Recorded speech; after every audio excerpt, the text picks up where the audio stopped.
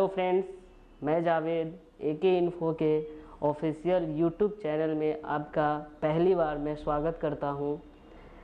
दोस्तों, आज के इस दौर में जो रिपेयरिंग टेक्नीशियन जो है हमारे पास, आजकल बहुत सारे आपको चौक चौराहे पे बहुत सारे टेक्नीशियन मिल जाएंगे जो आपको पूरी तरह से चिप लेवल रिपेयरिंग तो नहीं कर पाते हैं, लेकिन कार्ड लेवल रिपेयरिंग से वो कुछ पैसे कमा सकते हैं और कमा भी लेते हैं।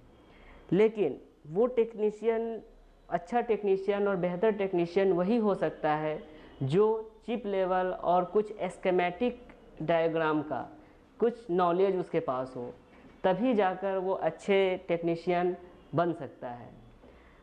एके इन्फो जो है आज इंडिया का नंबर 1 इंस्टीट्यूट है जो हमारे देश विदेश से भी हमारे यहाँ स्टूडेंट ट्रेनिंग के लिए आते हैं। चलिए हम आपको उन स्टूडेंट से कुछ इंट्रोडक्शन करवाता हूँ। मैं अखिलेश कुमार ढाका ईस्ट चंपारण मोतिहारी का रहने वाला हूँ। मैं यहाँ एके इन्फो इंस्टीट्यूट में मोबाइल रिपेयरिंग ट्रेनिंग के लिए आया हूँ। हाई फ्रेन्ड, मेरो नाम विवेक काली मगर। म अब यहाँको होइन, जस नेपालबाट आएको। नेपाल उलारी मोरङ डिस्ट्रिक्ट पर्छ। जस यहाँ अब एके इन्फोमा अब मोबाइल राम्रो सिक्न आएको हो। जस अब यता राम्रै छ, सबै चिप लेभल सफ्टवेयरको बारेमा सबै अब राम्रो सिक्न पाइन्छ हामीले। जस अब नेपालमा नभएको चिजहरू यहाँ धेरै अब राम्रो फेसिलिटी छ, टेक्निसियनहरू पनि फेसिलिटीहरू धेरै छन्, राम्रो सिक्न पाइन्छ। अरू अब टाढोबाट आएकोहरूको अब धेरै प्रब्लम हुन्छ, त्यसको बारेमा अब होस्टेलको फेसिलिटी छ यहाँ, राम्रो खानु बस्नु सबै राम्रो छ। Thank you. हाय फ्रेंड, मेरा नाम अमित कुमार है और मैं झारखंड से आया हूँ। मेरा डिस्ट्रिक्ट ईस्ट सिंहभूम जमशेदपुर का रहने वाला हूँ और मैं यहाँ आया हूँ एक यूट्यूब के चैनल के माध्यम से। यूट्यूब से मेरे को वीडियो देख के, एके इन्फो का वीडियो देख के पता चला अच्छा से अच्छा चिप लेवल मोबाइल रिपेयरिंग का ट्रेनिंग दिया जाता है और मैं यहाँ आके वास्तविक से पता चला कि सही है, चिप लेवल का मोबाइल रिपेयरिंग का ट्रेनिंग दिया जाता है। हाय फ्रेंड, म राजु साई। मेरो घर नेपाल हो, पोखरा नेपाल, भरतपुर, चितवन।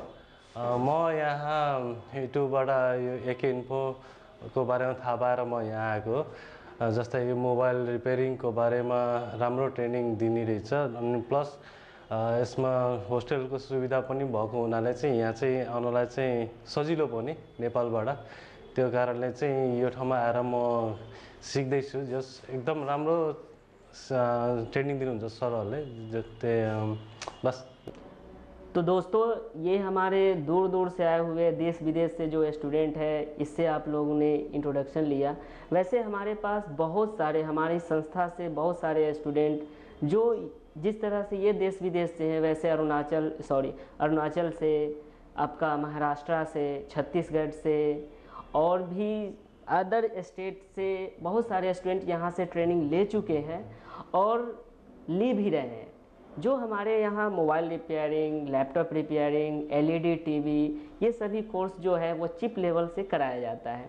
दोस्तों, ये जो फ़ोन है हमारे पास नोकिया का, इसमें आज कुछ हम आपको ये ट्रेस करना बताएंगे। कुछ चार्जिंग सेक्शन से ये प्रॉब्लम है, चार्जिंग का प्रॉब्लम है। कुछ आपको डीपली इसके बारे में कुछ आपको बताने की कोशिश करूँगा मैं कि इसको कैसे हम ठीक कर पाएंगे और इसका स्कीमेटिक क्या होता है और कैसे ये वर्क करता है, ये हम आपको बताने वाले हैं। तो आइए देखते हैं।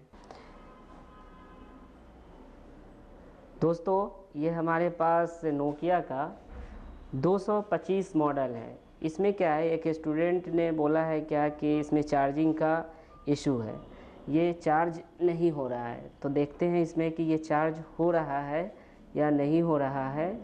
इसमें पहले हम लोग चार्जर को लगा देंगे और देखेंगे। देखिए, यहाँ पे कोई चार्जिंग का इंडिकेट नहीं दिखा रहा है, कोई इंडिकेशन नहीं है, कोई रिस्पांस नहीं है। तो चलिए इसको रिपेयर करने की कोशिश करते हैं और इसके अंदर कैसा इसका स्कीमेटिक है, डायग्राम क्या है, वो भी हम लोग ड्राइंग करके देखते हैं। चलिए तो इसको शुरू करते हैं खोलना।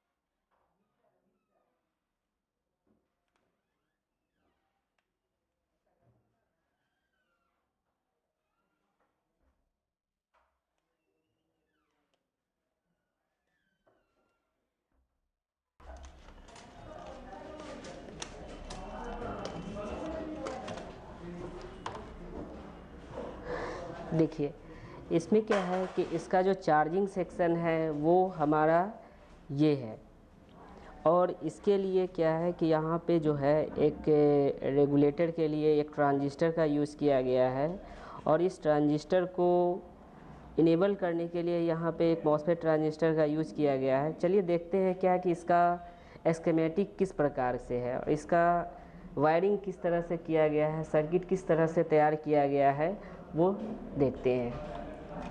सबसे पहले इसमें क्या है कि इसका ये एक जो है हमारा माइक्रो यूएसबी जैक है, जिसमें 5 कॉन्टेक्ट होते हैं। इसमें 1 2 3 4 एंड 5। इसका क्या है कि ये इधर से 1 नंबर पिन जो होता है ये आपका GND होता है, ग्राउंड, और ये मेरा होता है पॉजिटिव पिन। इसमें क्या है कि इसमें एक फ्यूज आपका लगा होता है यहाँ पे, उसके बाद कॉइल है, जेनर डायोड है, फिर 2 कैपेसिटर है, NPC है। तो देखते हैं क्या कि यहाँ पे एक हमारा फ्यूज लगा हुआ है और एक कॉइल आगे है, फिर एक हमारा जो जेनर डायोड है वो इस प्रकार से एक ग्लास पैक है, जिसका ये और ये दोनों सिरा क्या होता है, इसका टॉप जो होता है वो ग्राउंड होता है। उसके बाद 2 कैपेसिटर लगा हुआ है हमारा, एक ग्राउंड और एक पॉजिटिव। यहाँ से क्या होता है कि जैसे सप्लाई दिया जाता है तो पहले फ्यूज़ पे जाता है, फ्यूज़ के बाद एक कॉइल होता है हमारा जो एक कॉइल पे जाता है, कॉइल के बाद जेनर डायोड। जेनर डायोड का यूज़ यहाँ पे इसलिए किया जाता है ताकि अगर ये वोल्ट ज़्यादा आए तो इसको यहाँ पे ये रिवर्स बायोस में काम करने लगे, इसलिए इसका यूज़ यहाँ पे किया जाता है। और ये सीधा हमारे पास यहाँ पे जो है एक ट्रांजिस्टर PNP टाइप का लगा होता है। इसका ये 2 कॉन्टेक्ट जो होता है आपस में जुड़ा होता है। ये जो पिन होता है इसका इमीटर होगा, और ये जो पिन होगा हमारा ये कलेक्टर होगा, और ये पिन जो होगा हमारा ये बेस होगा। तो क्या होता है कि इसके इमीटर पिन पे एक वोल्टेज जो है हमारा चार्जिंग का जो वोल्टेज है वो यहाँ पे आता है, और ये जो है ये हमारा आउटपुट के रास्ते में एक सन रजिस्टेंस जो बहुत ही लो मान का 0.22 ऐसे बहुत ही लो मान का ये रजिस्टर होता है, और ये जिसको R22 हम लोग बोलते हैं, और ये सीधा चला जाता है बैटरी के पॉजिटिव पिन पे यहाँ पे। लेकिन इसे भी क्या करना पड़ता है कि इसको कहीं ना कहीं से एक रेगुलेटर के थ्रू इसको इनेबल करना पड़ता है, जो इसके लिए यहाँ पे एक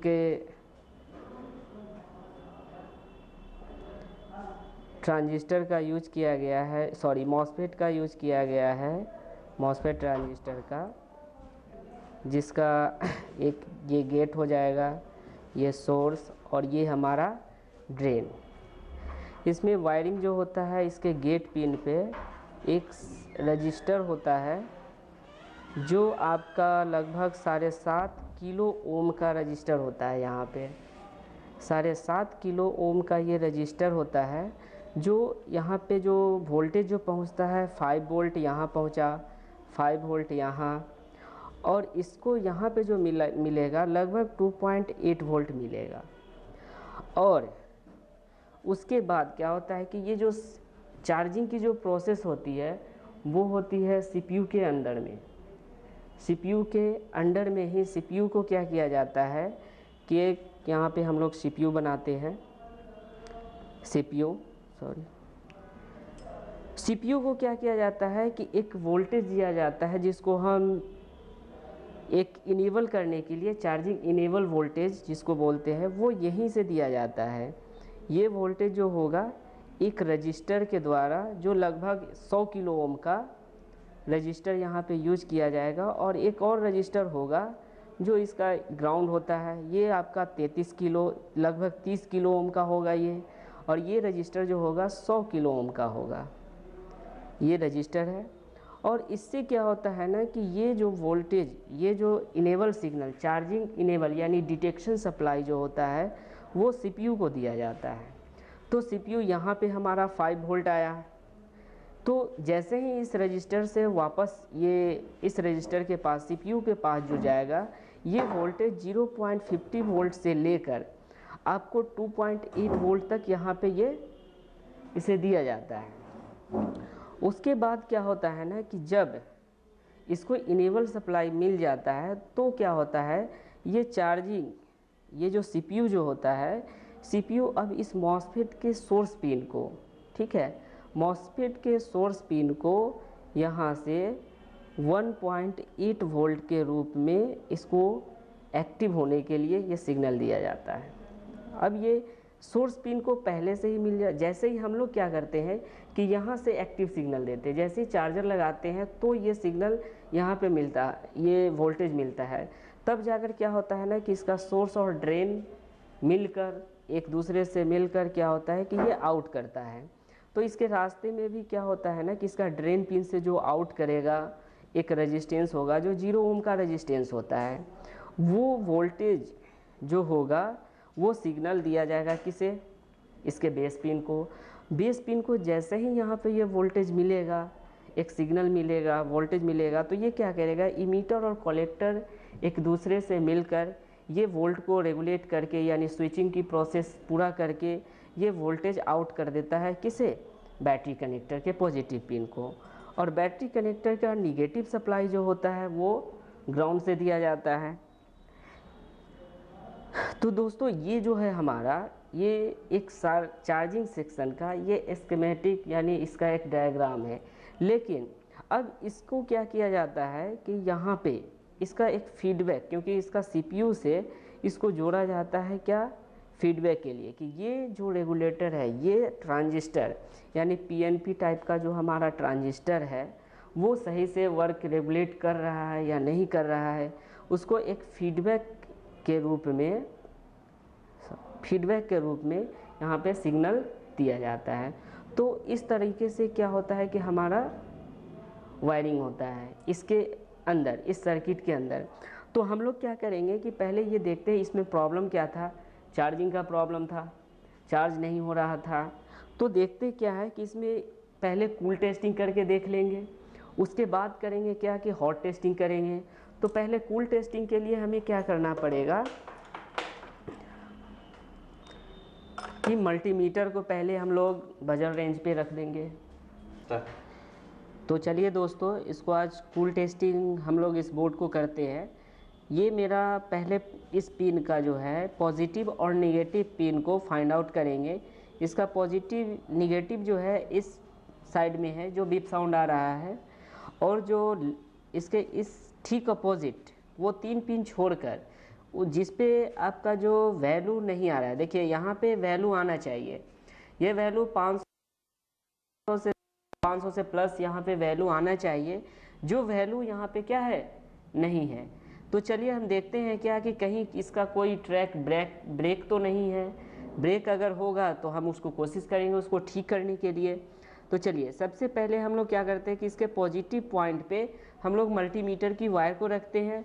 पहले हमने क्या बताया था यहाँ पे कि ये चार्जिंग कनेक्टर के जो पॉजिटिव पिन से है वो हमारा एक फ्यूज होता है, फ्यूज से होकर ये कॉइल को जाता है, डायोड को जाता है, एनपीसी को जाता है, फिर वही सप्लाई ट्रांजिस्टर के इमीटर पिन को, और फिर वही सप्लाई एक 7.5 किलो ओम की रेजिस्टेंस से होकर वो सीधा जाता है मॉसफेट के गेट पिन को, मॉसफेट ट्रांजिस्टर के। तो गेट पिन को जो है हम लोग क्या करते हैं कि यहाँ से जो पॉजिटिव लाइन चला, ये वोल्टेज यहाँ से चला 5 वोल्ट, फ्यूज है, फ्यूज उसको एक प्रोटेक्ट करने का काम करता है, कॉइल उस सिग्नल को फिल्टर करने का काम करता है, जेनर डायोड जो होता है वो हमारा एक ओवर वोल्टेज जब चला आए तो वो एक रिवर्स बायोस में काम करने के लिए, वोल्टेज को ड्रॉप करने के लिए यूज किया जाता है।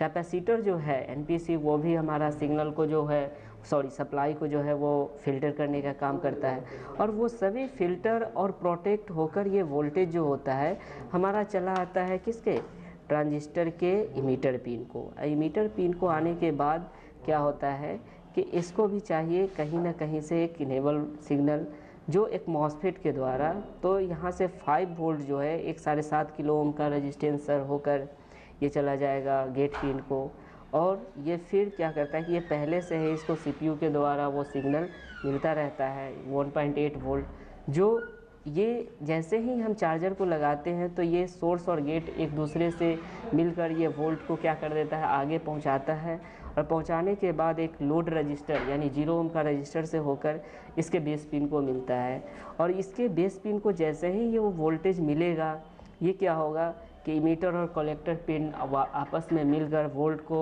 यानी उस वोल्ट को स्विचिंग करके वो सीधा आगे पास कर देता है एक सन रजिस्टर के द्वारा बैटरी के पॉजिटिव पिन को। और यही वोल्ट जब चार्जिंग की प्रोसेस किया जाता है, जब चार्जर को लगाया जाता है, तो रजिस्टर, ये आपका रजिस्टर जो है 100 किलो ओम का लगभग रजिस्टर होता है, क्या सीपीयू के पास जो 0.50 वोल्ट से लेकर 2.8 वोल्ट तक इसको दिया जाता है। चलिए तो हम यहाँ पे शुरू करते हैं क्या कि इसका ये एक्चुअल में कहीं कोई हमने क्या किया था कि यहाँ पे चेक किया तो ये वैल्यू नहीं आ रहा था पॉजिटिव पिन पे। पॉजिटिव पिन पे वैल्यू नहीं आने का मतलब है क्या कि कहीं ना कहीं इसका सप्लाई या ट्रैक जो है वो ब्रेक है। तो इसके लिए हमें क्या करना होगा कि इसके पॉजिटिव पिन को रखना होगा, और यहाँ से हम लोग हटा देते हैं, ये हमारा कैमरा कनेक्टर है, तो यहाँ पे एक फ्यूज है, देखिए यहाँ पे बीप साउंड आया हमारा, और फिर आगे फ्यूज है तो ये आगे भी आना चाहिए। तो देखिए दोस्तों यहाँ पे क्या है कि ये बीप साउंड नहीं आ रहा है, तो हमारा क्या है कि यहाँ पे बीप साउंड नहीं आ रहा है, तो इसका मतलब ये क्या हुआ कि ये फ्यूज जो है हमारा ये कहीं ना कहीं ओवर वोल्टेज के कारण ये क्या हो गया, ब्रेक हो गया है, ये अपने आप को उड़ा लिया है। तो आगे की ट्रैक देखते हैं क्या कि वायरिंग किस प्रकार है। तो ये तो ओपन है, ये हमें अब इसको रिपेयर करना पड़ेगा। तो आगे कॉइल है, ये हमारा डायोड है, एनपीसी है, और फिर ये सप्लाई जो है हमारा, देखिए यहाँ पे आता है क्या, एक रजिस्टर जो हमने यहाँ पे 7.5 किलो ओम का जो जिक्र किया था वो ये रजिस्टर है, ये रजिस्टर है। उसके बाद एनपीसी है हमारा, ये हमारा रजिस्टर है जो ये जब वोल्ट आउट करता है यहाँ से तो ये लगभग 2.8 वोल्ट होता है जो एक एनपीसी के द्वारा इसके गेट पिन को दिया जाता है। फिर वही वोल्ट जो होता है हमारा, यहाँ पे ये 2 रजिस्टर है जो हमने यहाँ पे आपको दिखाया था, वो यहाँ पे है 2 रजिस्टर, देखिए ये रजिस्टर पे भी 5 वोल्ट आएगा। अब यहाँ से ये क्या होगा कि ये आउट करेगा, लगभग ये 100 किलो ओम का ये रजिस्टर है, और ये देखिए यहाँ से ये जाएगा इस रजिस्टर के पास, और फिर रजिस्टर का ये सिरा जो होता है वो ग्राउंड होता है। उसके बाद ये सीधा सीपीयू को चला जाता है। उसके बाद सीपीयू जो होता है वहाँ पे एक चार्जिंग डिटेक्ट सिग्नल उसको दिया जाता है जो 0.50 वोल्ट से लेकर 2.8 वोल्ट तक होता है। उसके बाद ये क्या होता है कि यहाँ पे सीपीयू के द्वारा ही 1.8 वोल्ट मिलता है, और जैसे ही हम लोग चार्जर लगाते हैं तो यहाँ पे ये मतलब आपका सोर्स और ड्रेन आपस में मिलकर ये शॉर्ट होकर स्विचिंग की प्रोसेस करके ये सीधा क्या करता है कि इसके 20 पिन को इनेबल करने के लिए सिग्नल देता है। तो जैसे ही ये सिग्नल मिलेगा तो इसके पास पहले से ही 5 वोल्ट बना हुआ है, तो ये दोनों आपस में स्विचिंग होकर इमीटर और कलेक्टर पिन आपस में स्विचिंग होकर वोल्ट को रेगुलेट करके ये सीधा हमारे पास भेज देगा, कहाँ, ये हमारा क्या है, बैटरी की पॉजिटिव पिन, ये यहाँ पे भेज देता है। तो दोस्तों हमने क्या चेक किया कि यहाँ का जो ये हमारा जो फ्यूज है ये हमारा ओपन है। तो इसे रिपेयर करने के लिए क्या करेंगे कि अगर मेरे पास फ्यूज हो तो फ्यूज को हम लोग चेंज कर सकते हैं, नहीं तो यहाँ पे हम इसे शॉर्ट भी कर सकते हैं, लेकिन हमारा आगे की जो प्रोटेक्शन होगी वो क्या होगी, कम हो जाएगी, न के बराबर ही रहेगी। आगे कुछ भी प्रॉब्लम हो सकता है फ्यूचर में, लेकिन फ़िलहाल हमें कस्टमर को देना है तो हम इसे शॉर्ट कर सकते हैं। तो चलिए इसको शॉर्ट करके देख लेते हैं। पहले इसे रिमूव कर देंगे।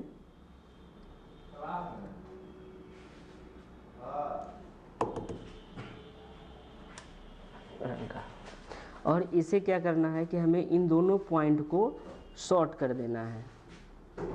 तो इन दोनों पॉइंट को शॉर्ट करने के लिए हमें क्या करना होगा, थोड़ा रंगा का यूज करना होगा। इसे हम लोग क्या करेंगे कि थोड़ा शॉर्ट कर देंगे। ये बहुत ज़्यादा हो गया है।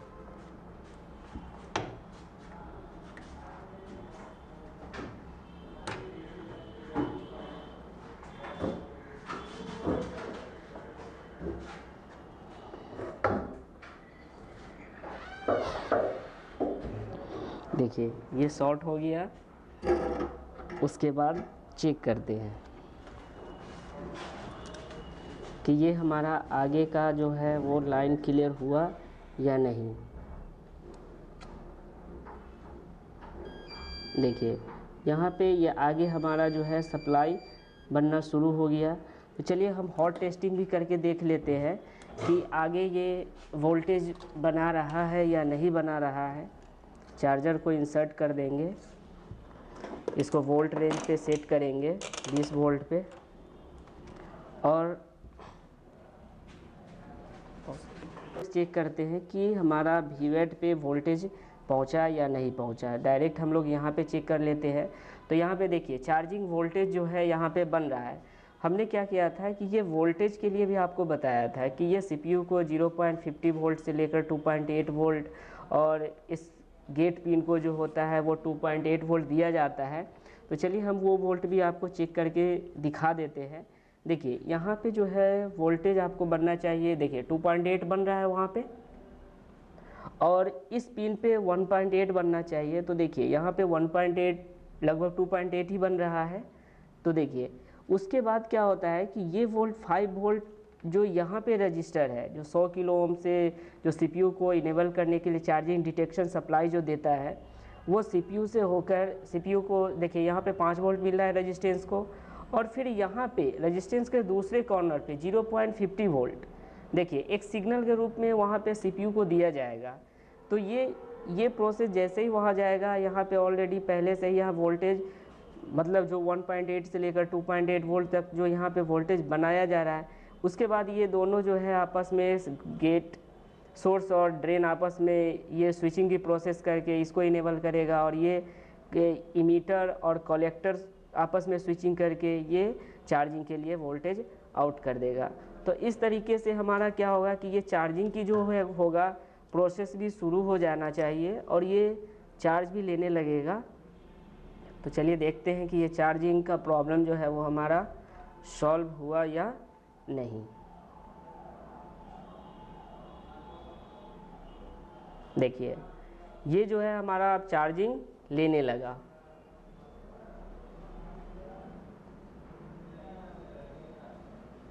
देखिए दोस्तों ये जो है हमारा जो पहले से जो इसमें चार्जिंग की जो प्रॉब्लम थी वो चार्जिंग की प्रॉब्लम अब सॉल्व हो चुकी है, और अब इस तरीके से हम लोग चिप लेवल काम कर सकते हैं। तो दोस्तों आपने देखा कि हमने इसमें चार्जिंग की जो प्रॉब्लम थी वो कैसे हमने सॉल्व किया। अगर आपको इसी तरह से बेहतर टेक्नीशियन बनना है और बेहतर ट्रेनिंग लेना है, तो सबसे पहले तो जो आपको ये वीडियो अगर पसंद आई होगी तो सबसे पहले आप इसे लाइक करें। उसके बाद अगर आप इस चैनल को सब्सक्राइब करें और बेल आइकन को दबाना ना भूलें, क्योंकि जब मैं आपके सामने नया वीडियो लेकर आऊँ तो आपको सबसे पहले वो नोटिफिकेशन आपको मिल सके।